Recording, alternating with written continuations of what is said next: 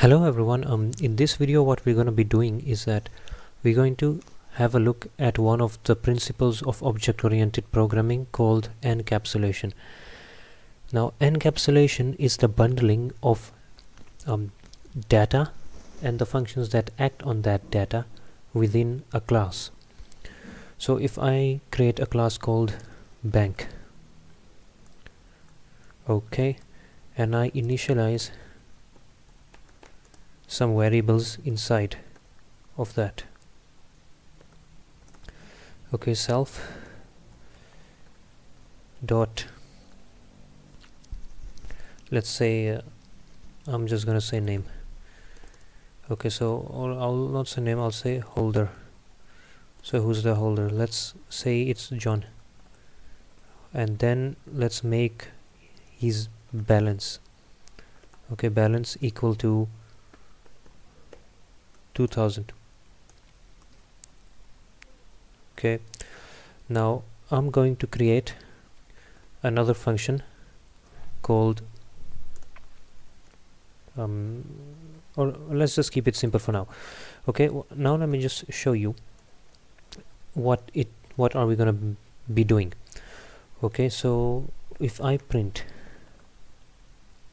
right, okay, before I print it, I'm actually going to create an instance called bank. Okay, I'm going to instantiate this class. So there I've instantiated it. Now I'm going to call I'm going to check the holder of this.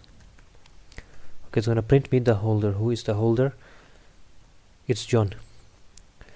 Now I'm going to say rather holder, and I also want to know his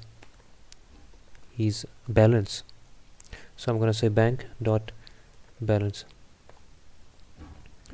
So you can say it's 2000. Now the thing is, we're going to use access specifiers. Okay, so what that is that we can actually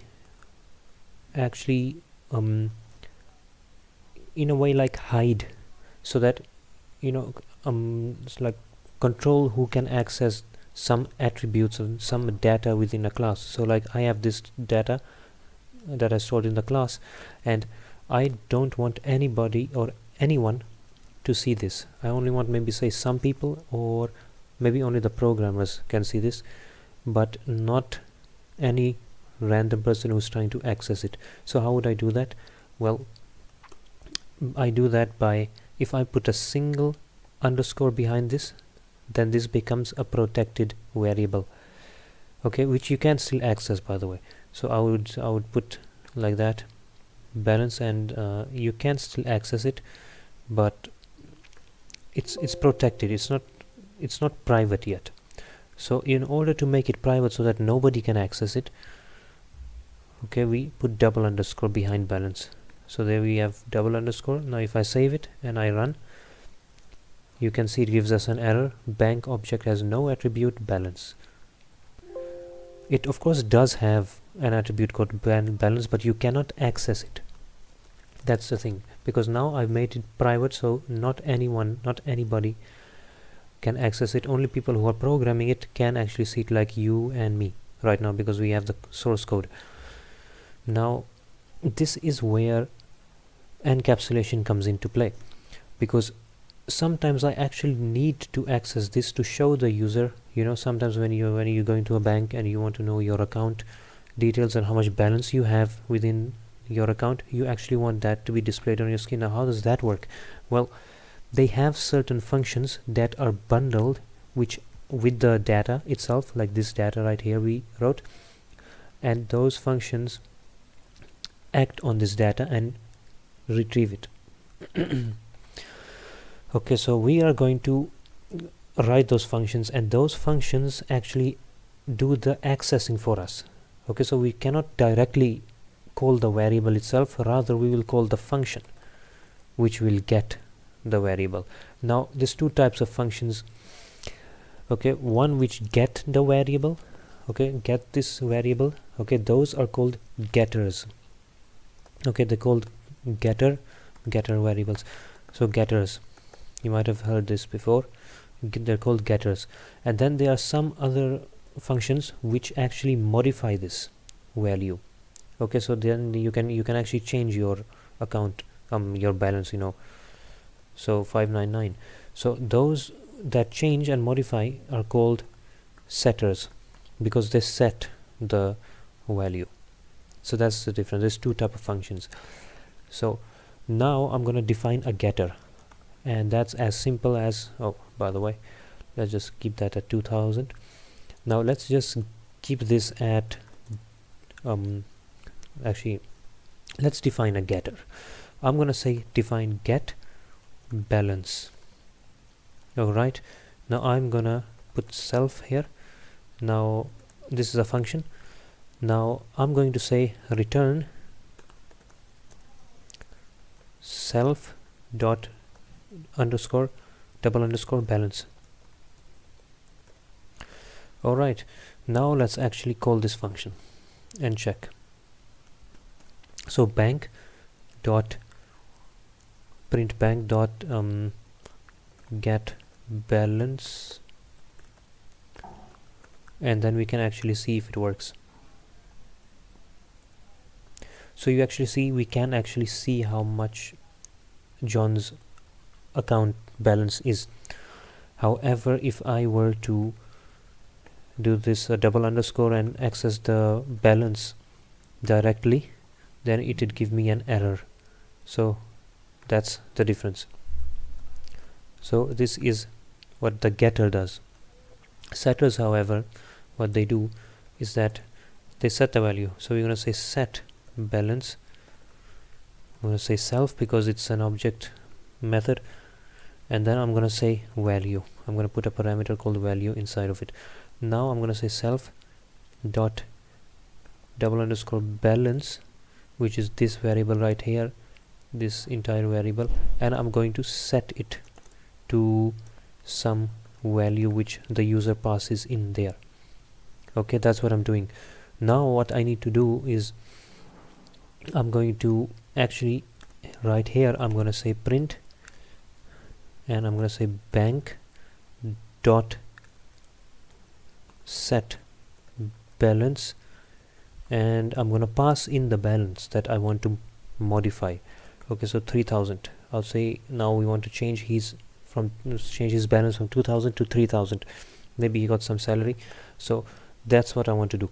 And then after I'm done doing that, I want to actually get the balance and see how whether the changes were made or not. I want to see. So let me run, and we can see John, and it gives us none. Okay, shouldn't have actually printed this. Sorry, shouldn't have printed this. Okay, now if I actually do it, you can see John and 3000. So if I actually, before that, I actually go ahead and print bank. Let me just copy this one. Okay, I'm gonna get the balance before the change, and I'm gonna get the balance after I made the change to his balance. So let's try that. So as you can see, John's balance prior to the change was 2000, and after we called the setter function, it actually became 3000. So that's what it is. That's what getter and setters are, and this is what we did. This is called encapsulation. Now why do we do this is the real question. Well, because in some situations we don't want the user to actually go ahead and modify this value directly. Okay, so we have some situations in programming where you don't actually want the user to modify this. We want them to, like for example in databases. Okay, in databases you have some sort of validation. Okay, we use input validation.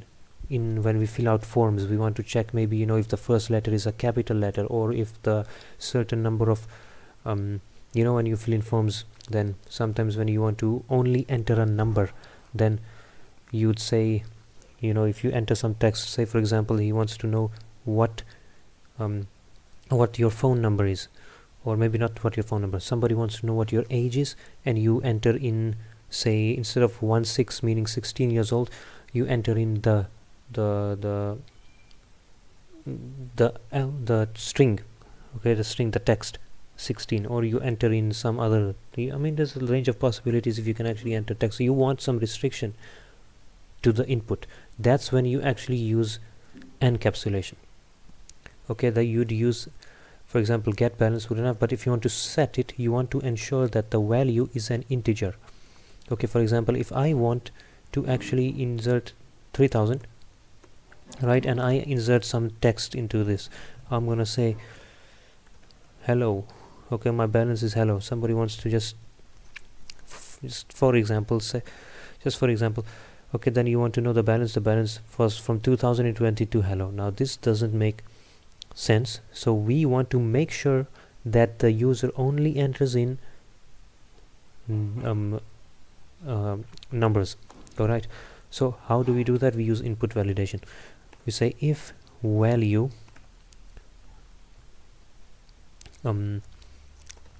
is instance, I think we made it wrong. If is instance, meaning if it is an instance, okay, value is an instance of integer, okay, or maybe let's put it as float, then we're going to say that the balance is equal to value. Else we're going to print out the message that we're going to say print, we're going to say balance can only be a number.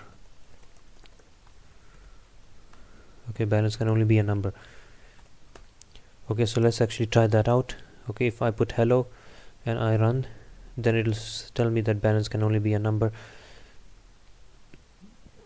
and you can see that the balance was actually, the balance remained the same, so we didn't change the balance. Okay, we didn't make it hello. However, if I actually enter in a number, say maybe 3000, then you can actually, okay, wait, hold on, balance can only, okay, that's because we made it float, so it needs another 0.0.